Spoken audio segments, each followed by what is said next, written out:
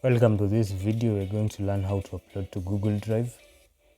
The best method, the arrangement in your Google Drive. Let's go to Google Drive. You have a folder. This one is RVGTI.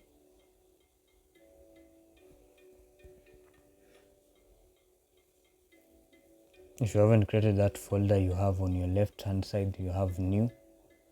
So create classes. Inside classes, you'll have to have maybe the cards, the practicals, the mark sheets in different folders. So assuming I go back to my computer, I have the observation checklists 1, 2, and 3. Those are were the remaining. I didn't upload that one.